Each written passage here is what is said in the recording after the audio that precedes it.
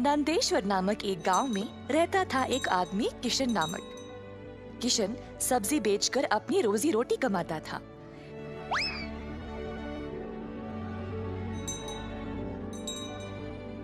किशन अकेला था तो उसी को खेत जाकर किसानों से सब्जी लाना पड़ता था। अपनी मेहनत की कमाई किशन बहुत संभाल कर जमा करता था, परंतु किशन अपनी कमाई से संतुष्ट नहीं था और कुछ अच्छा और बड़ा करना चाहता था। एक दिन किशन सब्जी बेच रहा था जब एक बूढ़ी महिला अपने सिर पर सब्जी की टोकरी लिए जा रही थी।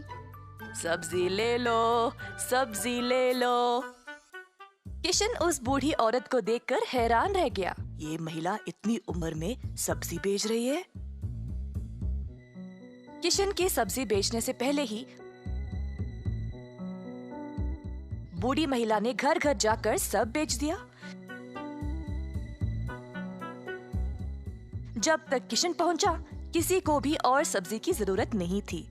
किशन को बुरा लगा तो उसने सोचा कि वह कल के दिन जल्दी आएगा और कुछ ना कुछ बेचेगा।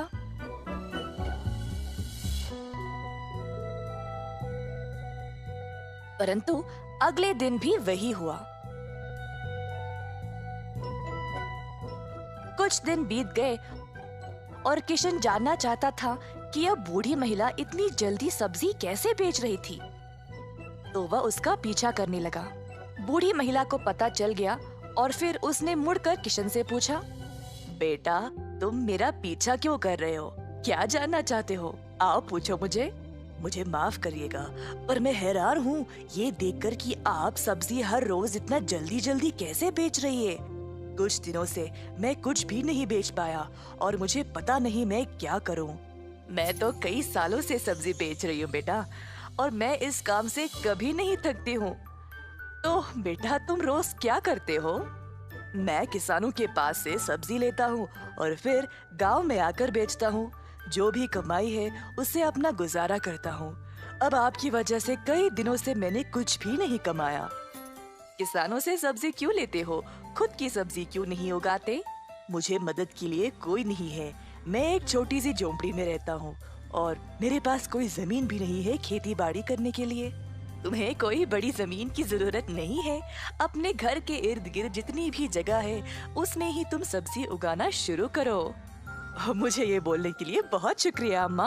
अब केवल उगाना ही नहीं, अच्छे उर्वरक का उपयोग भी करना, तब तुम्हारी फसल अच्छी होगी।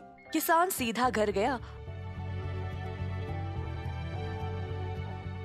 और अपने घर के चारों ओर बीज बोने लगा।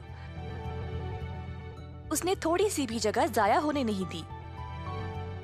उसने जड़ खाने वाले सब्जियां, झाड़ियां, लताओं को बोया। कुछ हफ्तों बाद उसके सब्जियां अच्छे से उगने लगी। किशन ने उनको उखाड़ा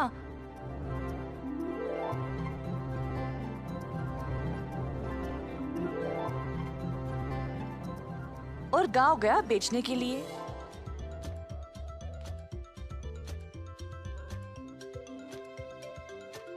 दिन पे दिन किशन को और सब्जी उगने लगी।